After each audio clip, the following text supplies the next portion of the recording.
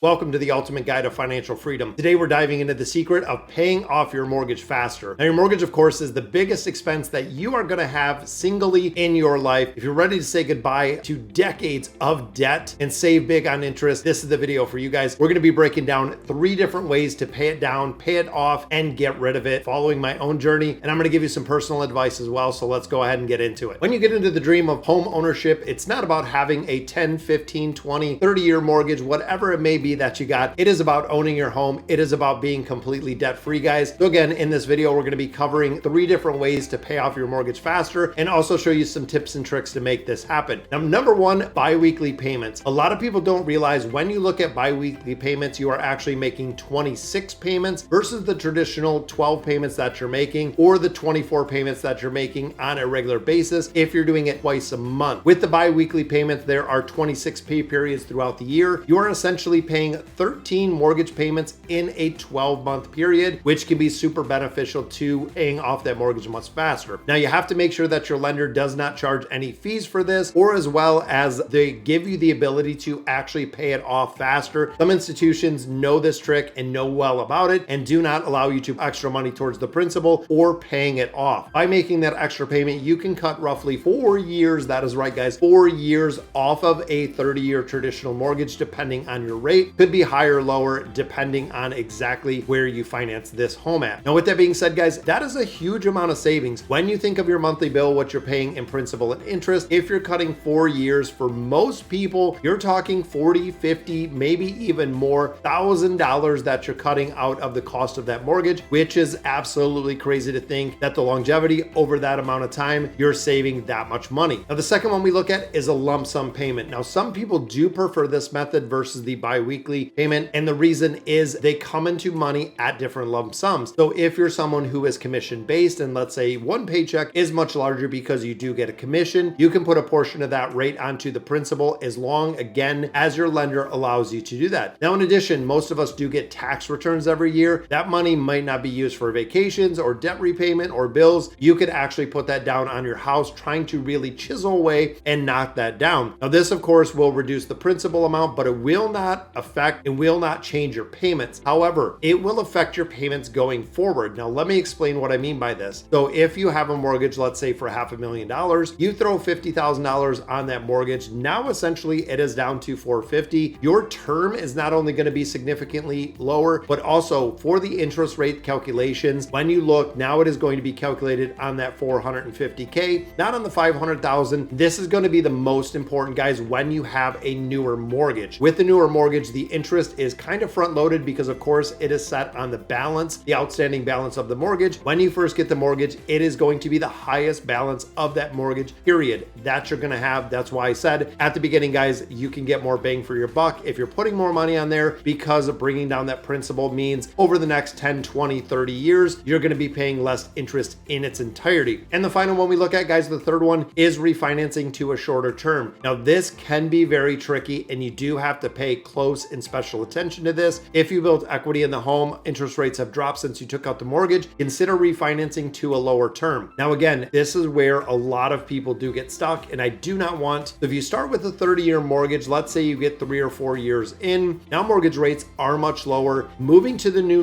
mortgage rate, you shouldn't be going back to a 30-year mortgage, guys. A lot of people do think it has to be a set term, such as a 10, 15, 20, 30, which I've been referring to, mortgage to go ahead. You could go a shorter term. So if you're at a 30-year, and let's say again you're 3 or 4 years in, you want to refinance to a lower, let's say you go to a 25, essentially cutting a full year or 2 of payments out of that mortgage in its entirety, and also you're going to be paying it off much faster. Depending how much of a drop it is in interest rate, let's say again you're like 26, 27 years left of this mortgage, refinancing to a much lower rate at a 20-year is going to be super beneficial because you're cutting many years off of the mortgage, and a lot of times the difference you're saving in interest rate itself will offset a lot of the payments that you're making in there, or a lot of the payment that you were making because of the lower rate. I've seen lower rates such as 8-9% was their current rate, going down during the pandemic 2.5, 2.25, even 1.75 on a 10-year, which is crazy. Now, there's also a second benefit to this, guys, is when you refinance to a shorter term, traditionally and normally this economy is a little bit crazy, but normally going to a lower term means that you are going to have one, a higher payment, but two, it is going to be at a much lower rate. Now the game, guys, again, thinking big picture, one, you want to get this mortgage paid down. You want to get this mortgage paid off before anything. Now, before you get into any of these strategies or utilize any of these strategies to pay off your mortgage, remember, your mortgage is always going to be cheaper, and a mortgage is collateral based, meaning your house is put up for the collateral. But with the mortgage, you do have to think of the debt. And again, think of big picture debt. If you have credit card debt, if you have unsecured lending debt, if you have any other debt, literally any debt outside of your mortgage, chances are you're paying much